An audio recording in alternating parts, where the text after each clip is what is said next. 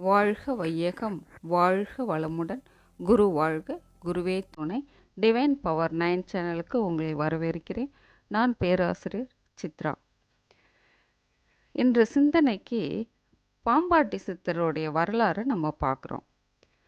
முதல்ல அவர் எங்கே பிறந்தார், அவர் வாழ்ந்த நூற்றாண்டு என்ன என்று பார்த்துட்டு அவரோட வரலாறு பார்க்கலாம்.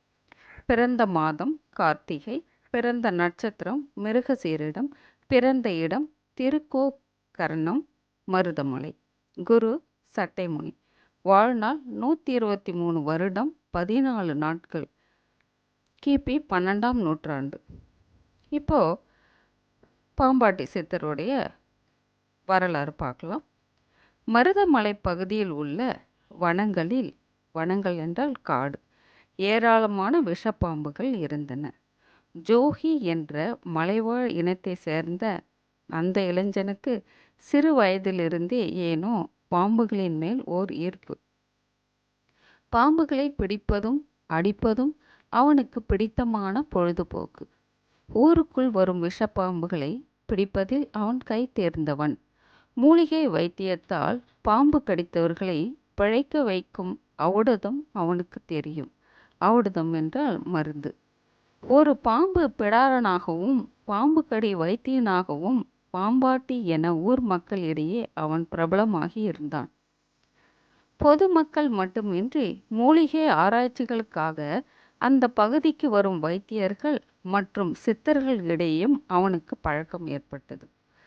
அவர்கள் பாம்பு விஷம், அதை முறிக்கும் மூலிகைகளை குறித்து செய்த ஆராய்ச்சிக்கு பாம்புகளை பிடித்து கொடுப்பது அவனுடைய வழக்கம். அடர் காட்டுக்குள் கிடக்கும் மூலிகைகளை தேடிக்கொண்டு வந்து கொடுப்பது என அவன் அவர்களிடையே நன்மதிப்பை பெற்றிருந்தான்.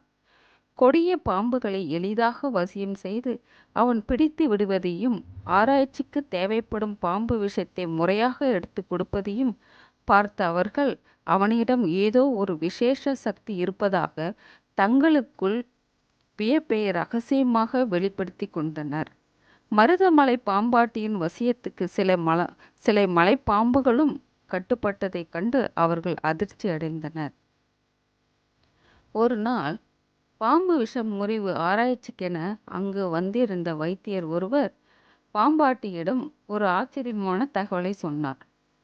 பிடாரா, மருதமலை உச்சியில் ஓங்கி வளர்ந்திருக்கும் நாகலிங்க மரத்தடியில் நவரத்தன பாம்பு ஒன்று வசித்து வருகிறது. உருவத்தில் மிகவும் சிறியதும் வயதில் மூத்ததுமான அந்த பாம்பு சாதாரணமாக மனிதர்களின் கண்ணுக்கு தெரியாது. அதன் தலையில் ஒரு அபூர்வமான மாணிக்கம் உள்ளது. அந்த மாணிக்கத்தின் ஒளியில் இரவில் மட்டுமே அது இரை தேடி தன் இருப்பிட புற்றை விட்டு வேட்டைக்கு வெளியே வரும். பகலில் மறைந்துவிடும். அந்த நாகமாணிக்கம் பல அபூர்வ சக்திகளை கொண்டது. அதன் விஷமே அற்புத அருமருந்து. அதை பத்திரமாக உயிருடன் பிடித்து என்னிடம் கொடுத்து விட்டால் நீ கேட்கும் விலையை நான் கொடுக்க தயார். பாம்பாட்டியான நீ மிகப்பெரிய செல்வந்தனாகிவிடலாம். ஆனால் ஒரு எச்சரிக்கை, கரணம் தப்பினால் மரணம்தான். அந்த நாகம் சாதாரண பாம்பல்ல. பாம்புகளை தன் விளையாட்டு பொம்மைகளாகவே நினைக்கும் அவன் சிரித்துக்கொண்டே, அந்த மாணிக்க பாம்பை இன்று இரவே பிடித்து வருகிறேன், காத்திருங்கள் என்று கூறிவிட்டு மலை உச்சியில் உள்ள நாகலிங்க மரத்தை நோக்கி நடக்கத் தொடங்கினான். அந்த மலை உச்சியை அடைந்தான். பக்கத்திலிருந்து ஒரு புதருக்குள் பதுங்கியபடியே பாம்பு வரும் இடத்தை நோட்டமிட்டு கொண்டிருந்தான். பாம்பாட்டியின் நடமாட்டத்தை பல ஆண்டுகளாக அந்த பகுதியில் உணர்ந்து பழகிய பல பாம்புகளும் வழக்கம் போல் பயந்து நடுங்கி புதர்களில் பதுங்க தொடங்கின. பூச்சிகளின் ரீங்காரமும் விலங்குகளின் சத்தமும் காட்டையே அதிர வைத்து கொண்டிருந்தன. அன்று அமாவாசை என்பதால் எங்கும் கும் இருள் அப்பி கிடந்தது. புதரில் மறைந்த பாம்பாட்டி நாகலிங்க மரத்தடியே வைத்த கண் வாங்காமல் பார்த்து கொண்டிருந்தான். அப்போது மரத்தடியிலிருந்து ஒரு சிறு வெளிச்சம் ஊர்ந்து வருவது தெரிந்தது. பாம்பாட்டி தன் பார்வையை இன்னும் கூர்மையாக்கினான். அந்த வெளிச்சம் கொஞ்சம் கொஞ்சமாக பெரிதாகி கொண்டிருப்பதை பார்த்த பாம்பாட்டிக்கு சற்றே வியப்பும் பயமும் ஏற்பட்டது. இப்போது அந்த மலைவனமே அதிரும்படி ஒரு உரத்த சிரிப்பொலி எழுந்து அடங்கியது. பாம்பாட்டி பயந்து ஒரு புதருக்குள் பதுங்கினான். சிறிய பாம்பு எப்படி இப்படி சிரிக்க முடியும் என்று குழப்பம் அவனுக்குள் பயமாகவே பரவி கொண்டிருந்தது. பயம் வேண்டாம் பிடாரா, வெளியே வா. நான் மாணிக்க நாகம் அல்ல, உன்னை போல் ஒரு மானிடனே என்று குரல் கேட்டு பயத்தில் உடல் நடுங்க மெல்ல கண் திறந்த பாம்பாட்டி அந்த உருவத்தை பார்த்தான். ஒளி பிழம்பாய் மின்னிய அந்த திருமேனியில் திருநீற்று வாசனை வெளியாகி பாம்பாட்டியின் நாசிகளை தீண்டியது. அவன் உடல் சிலிர்த்தான். ஐயா, நீங்கள் யார் என்றான் அச்சம் நிறைந்த குரலில். உன் அறியாமை இருளை போக்க வந்த வெளிச்சம் நான். சரி, நீ யார் என்றார் அவர். நான் ஒரு பாம்பு பிடாரன், பாம்பு கடி வைத்தியன். ஒரு அபூர்வ பாம்பை தேடி இங்கு வந்தேன். நீ தேடி வந்த பாம்பு கிடைத்ததா? எப்படி கிடைக்கும்? நீங்கள் சிரித்த சிரிப்பில் சிங்கம் புலியே நடுங்கி பதுங்கியிருக்கும் என்றான். உன் அறியாமை எண்ணியே நான் சிரித்தேன். அபூர்வ சக்திகள் கொண்ட மாணிக்க நாகத்தை தேடி வந்தது அறியாமையா? ஒரு ஒற்றை மாணிக்க கல்லை சுமக்கும் பாம்பை தேடி நீ வந்திருக்கிறாய். ஆனால் நவரத்தனமும் சுமக்கும் ஒரு அற்புத நாகம் உனக்குள் இருப்பதை நீ இன்னும் அறியவில்லையே. பாம்பாட்டிக்கு ஒன்றும் புரியவில்லை. ஐயா, இந்த பாமரனுக்கு புரியும்படி சொல்லுங்கள் என்றான். அந்த அபூர்வ நாகம் உனக்குள் மட்டும் அல்ல, எல்லா மனிதருக்குள்ளும் உண்டு. ஆனால் உன்னை போலவே பலரும் அதை உணர்வதில்லை. அதை அறிந்து உணர்ந்து அனுபவித்தவர்கள் சித்தர்கள். உனக்கு அந்த சித்தி கிடைக்கும் நேரம் இப்போது என் வழியாக வந்துவிட்டது. இனி பாம்புகளை தேடி வெளியே ஓடாதே. குண்டலினி என்னும் அதி அற்புத நாகத்தை பிடிக்க உனக்குள்ளே பயணம் செய். நான் உபதேசம் செய்கிறேன், கவனமாக கேள். இனி நீ சாதாரண பாம்பாட்டி அல்ல, பாம்பாட்டி சித்தன். இது இறை கட்டளை, ஏற்றுக்கொள் என்றார். அவர் பேசியதை நெக்குருகி, அதாவது நெகிழ்ச்சியாக பாம்பாட்டி நெடுஞ்சான் கிடையாக அவர் பாதங்களை தழுவினான். அவனுக்கு அங்கேயே ஞான உபதேசம் செய்வித்து அவர் கடைசியாக இப்படி கூறினார். பாம்பாட்டியே, இனி நீ ஒரு பாம்பாட்டி சித்தன் என போற்றப்படுவாய். எம்பெருமானின் நாகாபரணத்தை அணிந்து குண்டலினி சக்தியின் மேன்மைகளை இந்த மானிட குலத்துக்கு சொல்லும் 18 சித்தர்களில் ஒருவனாக தனித்துவத்துடன் புகழ் பெறுவாய். உனக்கு உபதேசம் செய்த இந்த எளியோனின் பெயர் சட்டைமுனி என்று மறைந்தார்.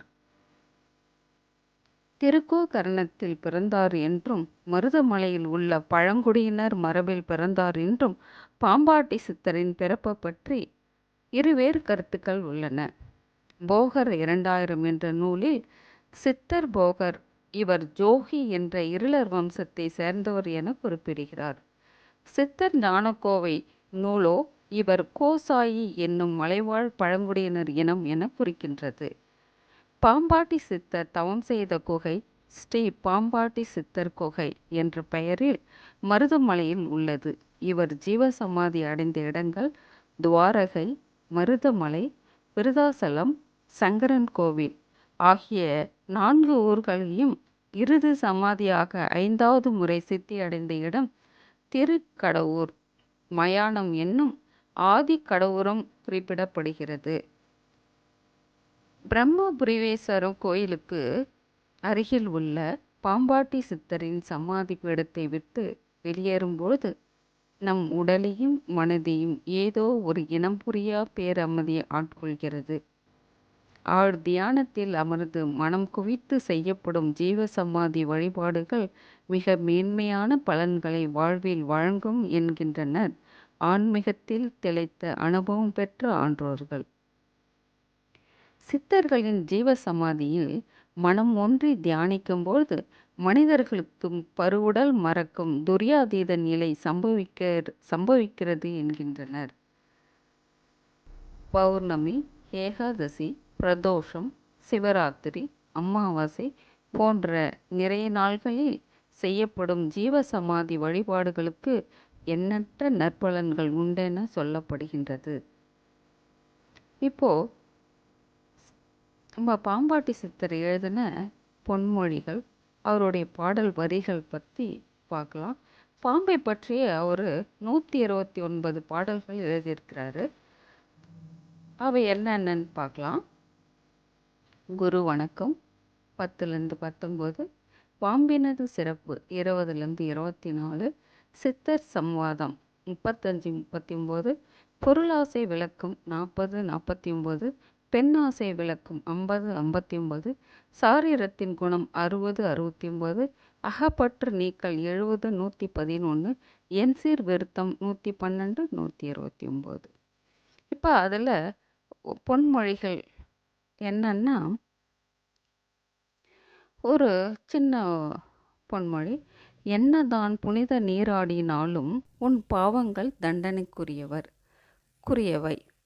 இதனோட பொருள் என்னன்னா, மனிதர்கள் என்னத்தான் செய்த பாவங்களுக்கு பரிகாரம் தேடினாலும் அதற்கான தண்டனை நிச்சயம் உண்டு என்று இந்த சித்தர் அதாவது உறுதியாக கூறுகின்றார்.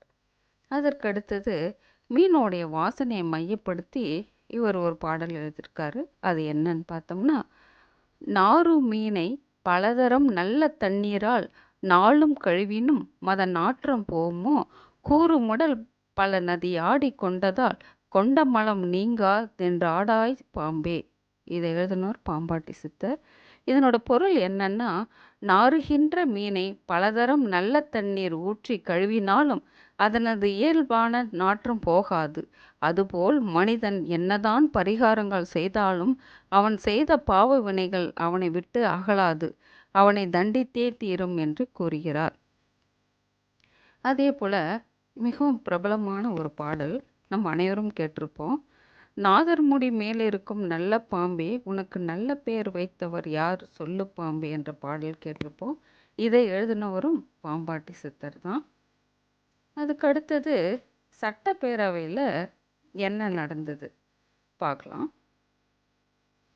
பாம்பாட்டி சித்தர் யார் என்று அவை முன்னவர் துரைமுருகன் எழுப்பிய கேள்விக்கு இந்து சமய அறநிலைத்துறை அமைச்சர் சேகர்பாபு சட்டப்பேரவையில் சுவாரஸ்யமாக பதிலளித்தார். கேள்வி நேரத்தின் போது அதிமுக உறுப்பினர் அம்மன் கே. அர்ஜுனன் மருதமலை சுப்பிரமணிய சுவாமி கோயிலில் உள்ள பாம்பாட்டி சித்தர் திருக்கோயிலின் திருப்பணிகள் செய்ய வேண்டும் என வலியுறுத்தினார். இதற்கு பதிலளித்து பேசிய அமைச்சர் சேகர்பாபு, பாம்பாட்டி சித்தர் கோயிலில் திருப்பணிகளுக்கு 6,30,00,000 ரூபாய் நிதி ஒதுக்கீடு செய்யப்பட்டுள்ளதாக கூறினார். அடுத்த ஆண்டு குடமுழக்கு விழா நடைபெறவுள்ள நிலையில் முன்கூட்டியே பணிகள் நடைபெற்று வருவதாகவும் அங்கு ரம்மியமான சூழலை உருவாக்கி தருவோம் என்றும் அமைச்சர் உறுதியளித்தார். மருதமலை முருகன் பிரசித்தி பெற்றது பாம்பாட்டி சித்தரால்தான் என்றும், அமைச்சர் சொன்னதை செய்தால் தமிழ்நாட்டில் உள்ள அத்தனை பக்தர்களுக்கும் சித்தர் அருள் புரிவார் என்றும் கூறி அம்மன் கே. அர்ஜுன் நன்றி தெரிவித்தார். அப்பொழுது குறுக்கிட்ட அவை முன்னவர் துரைமுருகன், யார் இந்த பாம்பாட்டி சித்தர் என்ற கேள்வியை முன்வைத்தார். இதற்கு பதிலளித்த அமைச்சர் சேகர்பாபு, கிபி 12ஆம் நூற்றாண்டில் மருதமலை முருகன் திருக்கோயிலில் தவம் இருந்தவர் பாம்பாட்டி சித்தர் என்று விளக்கம் அளித்தார். சித்து வேலை மூலம் சர்ப்பமாக மாறி சுரங்கம் வழியாக முருகனை வழிபட்டவர் சித்தர் என்பது வரலாறு என்றும், தென்காசியில் அவர் ஜீவசமாதி அடைந்தார் என்றும் விளக்கம் அளித்தார். பின்னர் பேசிய சபாநாயகர் அப்பாவு, சித்தர் வரலாறு தொடங்கி அகில உலக வரலாற்றை எல்லாம் தெரிந்து வைப்பதாக அமைச்சர் சேகர்பாபுவை பாராட்டினார். பாம்பாட்டி சித்தரை குறித்து பேரவையில் பேசப்பட்டது சுவாரஸ்யமான ஒரு நிகழ்ச்சியுடன் முடித்துக்கொள்கிறேன். நன்றி. வாழ்க வளமுடன்.